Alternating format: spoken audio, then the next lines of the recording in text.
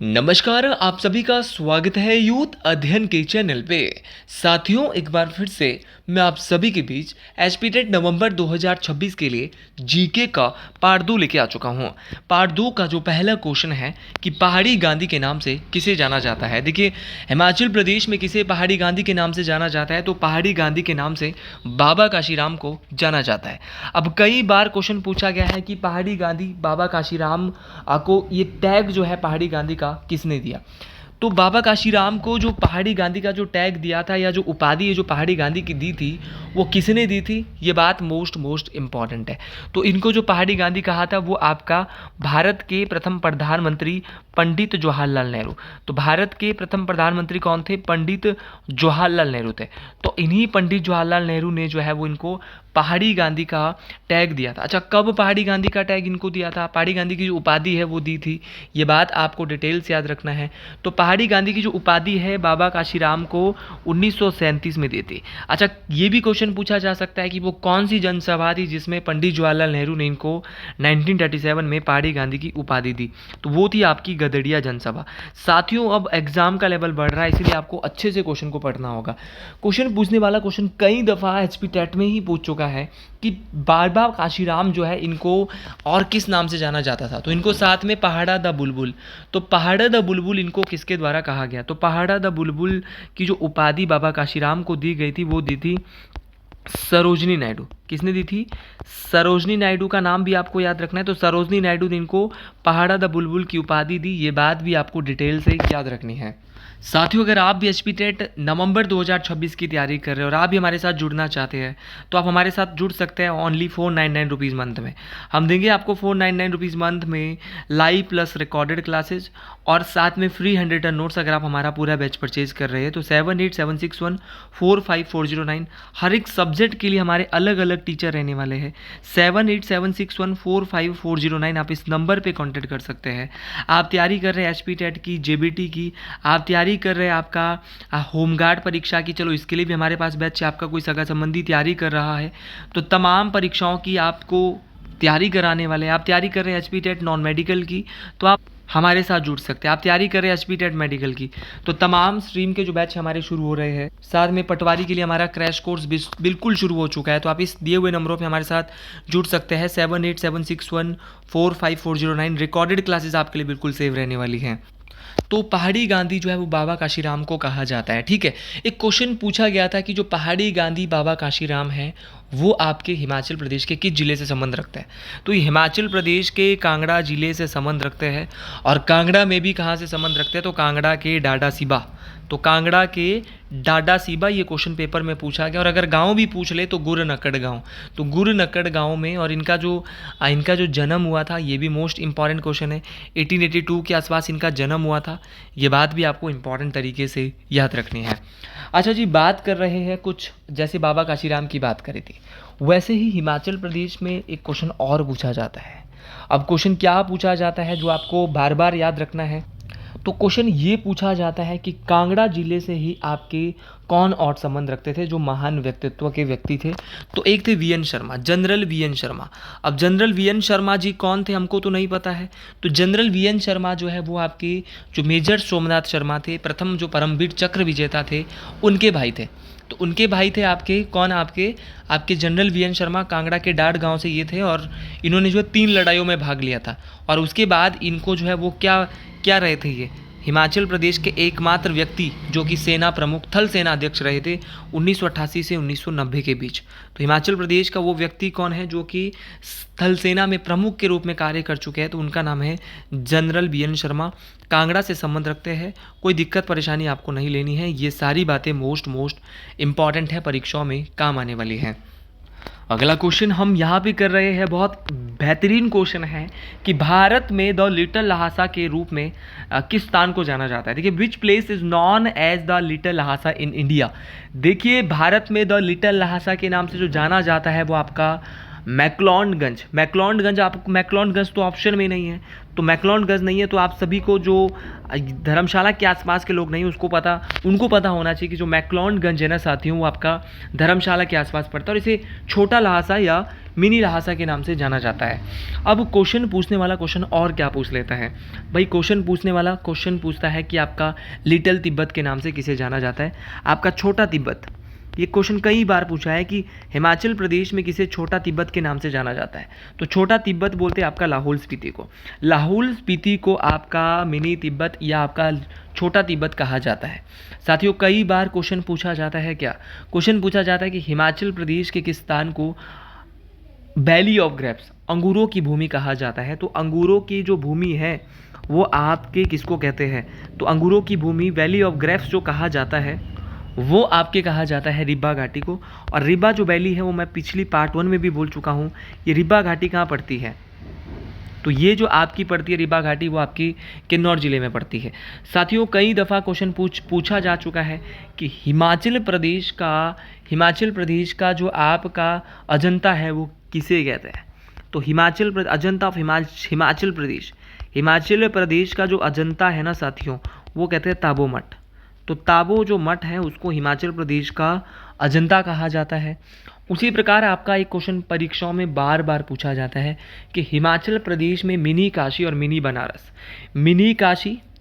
बनारस के नाम से किस स्थान को जाना जाता है। तो मिनी काशी और मिनी बनारस हिमाचल प्रदेश के मंडी जिले को, ऑप्शन नंबर सी आपको अगर ये पेपर में आता है कि मिनी काशी और मिनी बनारस किसे कहते हैं, तो ये जो आपका कहा जाता है वो आपके मंडी जिले को कहा जाता है।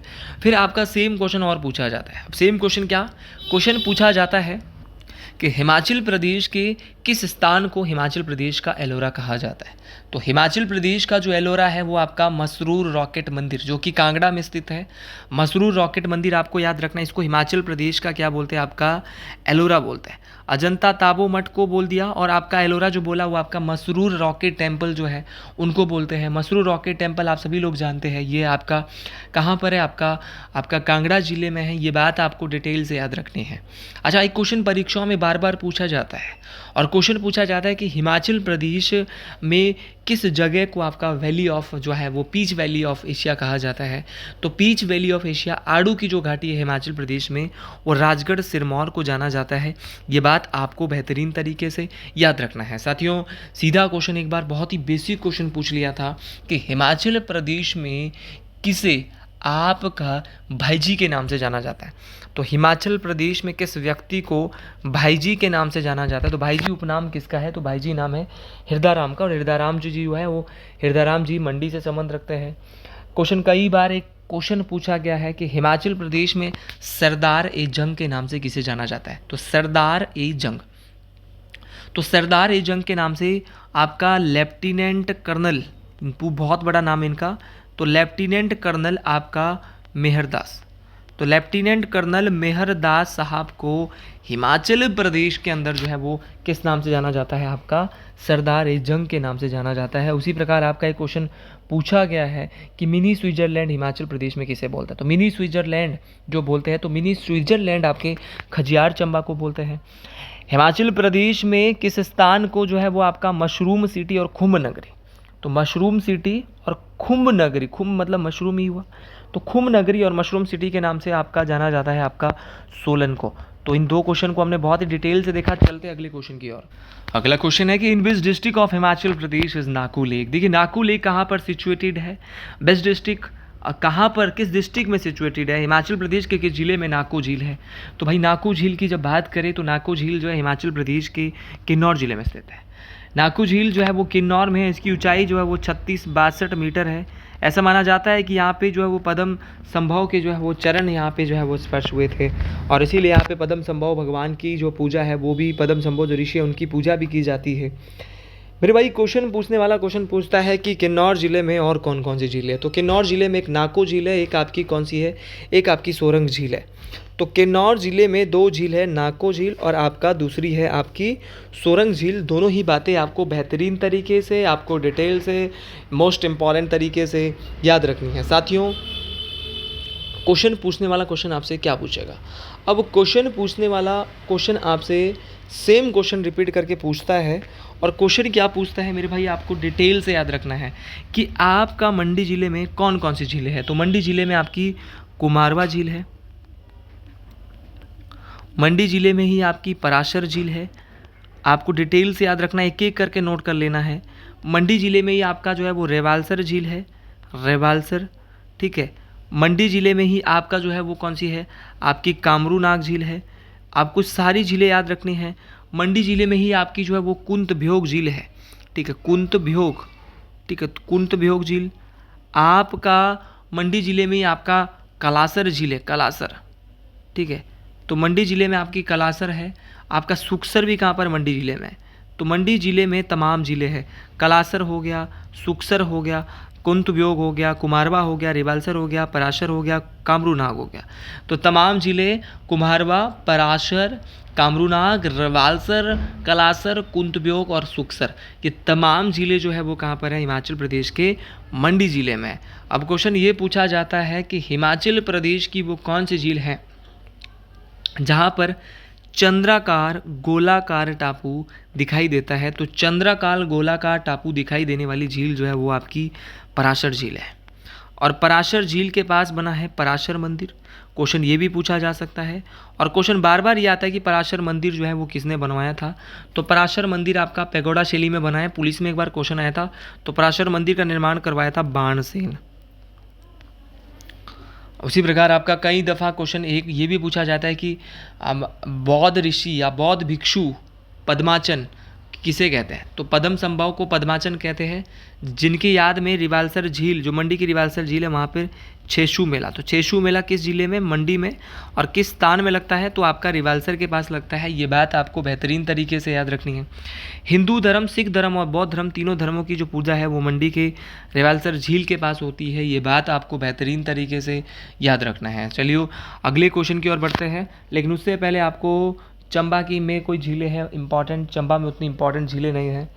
आपका शिमला में झीलें हैं। शिमला में आपकी कौन सी झील है, तो शिमला में जो है आपकी बहुत सारी झीलें हैं। शिमला में आपकी सबसे, हिमाचल प्रदेश की सबसे बड़ी गंदे पानी की झील डर्टी वाटर लेक, कराली झील, कई बार पूछी गई है। आपका कई दफ़ा टेट परीक्षाओं में सीधा क्वेश्चन आया है कि चंद्रनाहन झील कहाँ से है। ये वही चंद्रनाहन झील जहाँ से पबर नदी निकलती है। जिस चंद्रनाहन झील की जो ऊंचाई है वो भी पूछी गई है। चंद्रनाहन झील की जो ऊंचाई है वो पूछी गई थी एक बार। तो चंद्रनाहन झील की ऊंचाई है आपका 4267 मीटर। तो 4267 मीटर आपका चंद्रनाहन झील की जो है वो आपकी क्या है, तो चंद्रनाहन झील की लंबाई है 4267 मीटर। आपका चंद्रनाहन झील वही जहाँ से पब्बर नदी का उद्गम भी होता है। साथियों आपका तानू जुब्बल झील जो है वो कहाँ पर है, तो तानू जुब्बल झील नारकंडा शिमला में है, ठीक है। तानू जुब्बल के अलावा आपका गढ़ कुफर झील कई बार पूछी गई है। गढ़ कुफर जहाँ से आपकी कौन सी नदी निकलती है, गढ़ कुफर झील से आपकी निकलती है आपकी गिरी नदी। आपका कराली तो हमने पढ़ लिया। कराली के अलावा आपका बड़ा डोंसर, तो बड़ा डोंसर है, आपका चंद्रनाहन है, आपका चंद्रनाहन के अलावा आपका तानू जुब्बल है, गढ़कुफर है, कराली झील है। तो तमाम झीलें आपको डिटेल से याद रखनी है। बढ़ते अगले क्वेश्चन की ओर। अगला क्वेश्चन बहुत इंपॉर्टेंट क्वेश्चन रहने वाला है, और जो ये आपका जो एचपी टेट का एग्ज़ाम है जो ये करवाता है वो जो है वो क्या है अब। और आपको मैं एक और इम्पॉर्टेंट बात बताना चाहता हूँ कि साथियों हिमाचल प्रदेश में अब जो है वो टेट पास करना बहुत ज़रूरी हो गया। जब एचपी बॉस की बात कर ही रहे हैं तो फिर इसकी भी बात कर लेते हैं कि हिमाचल में टेट पास करना हो गया बहुत ज़रूरी, क्योंकि भाई अब जो है वो 28 अगस्त जितने भी सरकारी स्कूल में शिक्षक है उनके लिए भी, उन पे भी अब गाज यहाँ पे गिराई गई है। तो सभी साथियों को यहाँ पर 28 जो आपका अगस्त 2028 तक जो है वो टेट पास करना होगा, ये यहाँ पे बोला है। और सुप्रीम कोर्ट के फैसले से जो है बड़ी हलचल मची हुई है। यहाँ पर 6800 ऐसे जेबीटी है जिनका जो है वो पास नहीं है, 3000 टीजीटी है, एसटी है, सीएसटी है, तो उन सभी को जो है वो टेट पास करनी होगी। इसीलिए आप सभी से लेकर, क्योंकि आप सब लोग अब स्कूल में भी पढ़ाना है तो घर आके रिकॉर्डेड क्लासेस आराम से देख सकते हैं, तो आप इस नंबर पर कॉन्टैक्ट कर लीजिएगा 7876145409। तो साथियों वर्तमान में जो आपके स्कूल शिक्षा बोर्ड है, अब एचपी टेट तो पास करना होगा, और आप एसबी टेट कर लो, सी टेट करो, आप कोई सा भी कर सकते हो। डॉक्टर राजेश शर्मा, तो डॉक्टर राजेश शर्मा साहब इस समय वर्तमान में हिमाचल प्रदेश जो स्कूल शिक्षा बोर्ड है धर्मशाला, उसके अध्यक्ष है। ये जो हिमाचल प्रदेश स्कूल शिक्षा बोर्ड है, ये जब बना था 1969 में, तब ये आपका अपना शिमला में था। लेकिन वर्तमान समय में जो हिमाचल प्रदेश स्कूल शिक्षा बोर्ड है ना, वो कहाँ पर है? तो ये वर्तमान समय में जो हिमाचल प्रदेश स्कूल शिक्षा बोर्ड है, वो अब 1983 में ट्रांसफ़र कर दिया गया, और ये कहाँ चला गया? आपका धर्मशाला। ठीक है, तो आपको डिटेल्स याद रखना है। वर्तमान में ये अब धर्मशाला के लिए ट्रांसफ़र हो चुका है, और पहले जो ये था वो कहाँ पे था? जब बना था 1969 में, तब शिमला था। और इसके जो प्रेजेंट हेड है वो आपके डॉक्टर राजेश शर्मा है। अगला क्वेश्चन है कि हिमाचल दिवस कब मनाया जाता है? देखिए, ये क्वेश्चन बहुत अच्छा है कि when is Himachal day celebrated. तो हिमाचल डे की जब भी बात करें, हिमाचल दिवस की जब भी बात करें, ये 15 अप्रैल को मनाया जाता है। अब आपके दिल और दिमाग में क्वेश्चन होगा कि क्यों मनाया जाता है 15 अप्रैल को? जब भी कोई दिवस मनाया जाता है तो वो हमें पता होना चाहिए कि क्यों मनाया जाता है। देखिए, ये इसलिए मनाया जाता है क्योंकि इस दिन हिमाचल प्रदेश का गठन हुआ था, इस दिन हिमाचल प्रदेश बना था। तो साथियों, हिमाचल प्रदेश का गठन कब हुआ? तो 15 अप्रैल 1948 को हिमाचल प्रदेश का गठन होता है। और जब हिमाचल का गठन होता है 15 अप्रैल 1948 को, उस समय हिमाचल में 4 जिले थे। इसके लिए एक ट्रिक दे रहा हूँ, एसएमएमसी बोले तो सिरमौर, मंडी, मासू और चंबा। तो सिरमौर, मंडी, मासू, चंबा 4 जिले थे हिमाचल प्रदेश में। जब आपको बेहतरीन तरीके से याद रखना है, सिरमौर, मंडी, मासू और चंबा 4 जिले थे हिमाचल प्रदेश में जब हिमाचल का गठन हुआ। ठीक है, ये बात आपको बेहतरीन तरीके से डिटेल से याद रखनी, इसीलिए 15 अप्रैल 1948 को हिमाचल दिवस 15 अप्रैल से जो है वो अब हिमाचल दिवस के रूप में मनाया जाता है। उसी प्रकार अप्रैल महीने की थोड़ी बहुत बात कर लेते हैं। अप्रैल महीने में जो इम्पोर्टेंट डेज है उसकी बात करता हूँ। जैसे कि आपका 7 अप्रैल, टेट में बार बार आ रहा है, 7 अप्रैल को होता है आपका वर्ल्ड हेल्थ डे, विश्व स्वास्थ्य दिवस। विश्व स्वास्थ्य दिवस आपका 7 अप्रैल को होता है। आपका विश्व होम्योपैथी दिवस आपका 10 अप्रैल को, नोट कर लीजिए, विश्व होम्योपैथी दिवस। 11 अप्रैल को भी पूछा जाता है। अंतर्राष्ट्रीय पूछेगा तो 21 फरवरी है, लेकिन अगर खाली 11 अप्रैल में पूछेगा तो इसमें आएगा राष्ट्रीय सुरक्षित मातृत्व दिवस। तो राष्ट्रीय सुरक्षित मातृत्व दिवस जो है वो आपका 11 अप्रैल को है। अच्छा, जलियांवाला बाग हत्याकांड स्मृति दिवस 13 अप्रैल 1919 सबको पता है। डॉक्टर भीमराव अंबेडकर की जयंती कब मनाई जाती है? ये क्वेश्चन कई बार टेट में आया है। तो 14 अप्रैल को डॉक्टर भीमराव अंबेडकर साहब की जयंती मनाई जाती है। विश्व हीमोफीलिया दिवस, तो विश्व हीमोफीलिया दिवस 17 अप्रैल। देखो, हर वीडियो में छोटी छोटी बात को समझना होगा। यूनेस्को डे, विश्व विरासत दिवस, तो विश्व विरासत दिवस यूनेस्को डे कब मनाया जाता है? तो 18 अप्रैल को पूरे विश्व में यूनेस्को डे मनाया जाता है। आपका एक क्वेश्चन और पूछा जाता है कि पृथ्वी डे, अर्थ डे कब होता है? तो 22 अप्रैल को आपका अर्थ डे होता है। समझ गए भाई, 22 अप्रैल को क्या होता है? आपका अर्थ डे होता है। आपका 24 अप्रैल को क्या होता है? लेकिन 23 अप्रैल भी आप पढ़ लीजिए, तो 23 अप्रैल को आपका विश्व पुस्तक दिवस या एंड कॉपीराइट दिवस। उसी प्रकार आपका जो है वो 24 अप्रैल को होता है राष्ट्रीय पंचायती राज दिवस, बहुत इंपॉर्टेंट है। नेशनल पंचायती राज जो डे है वो आपका कब होता है, ये भी आपको याद होना चाहिए। आपका विश्व मलेरिया दिवस आपका जो है वो 25 अप्रैल को होता है। तो 24 अप्रैल को आपका क्या राष्ट्रीय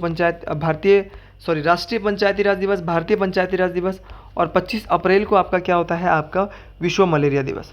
अच्छा, विश्व बौद्धिक संपदा दिवस आपका 26 अप्रैल को होता है। ये बात आपको डिटेल से याद रखना है। और पशु चिकित्सा दिवस आपका 30 अप्रैल को होता है। तो तमाम बातें आपको बेहतरीन तरीके से डिटेल से याद रखनी है। ये सभी क्वेश्चन बहुत इंपॉर्टेंट रहने वाले हैं। तो अगर आप हमारे एचपी टेट के ग्रुप के साथ जुड़ना चाहते हैं, हमारे बैच के साथ जुड़ना चाहते हैं, कोई भी मेरा दोस्त, मेरा भाई, सगा संबंधी, साथी किसी भी स्ट्रीम की तैयारी कर रहा, तो हरी अप, हमारी क्लासेस 1-2 दिन के अंदर बिल्कुल शुरू हो रही है, शुरू हो ही गई आज से। तो 7876145409 इस नंबर पे आप हमारी वीडियोस को प्लेलिस्ट वाइज बहुत बेहतरीन तरीके से हर एक चीज़ में आपको बताऊंगा कैसे देखनी है, क्या क्या करना है। तो तमाम साथियों को वीडियो पसंद आई हो, कमेंट बॉक्स में ज़रूर लिखें। हर हर महादेव, जय श्री गुरु महाराज।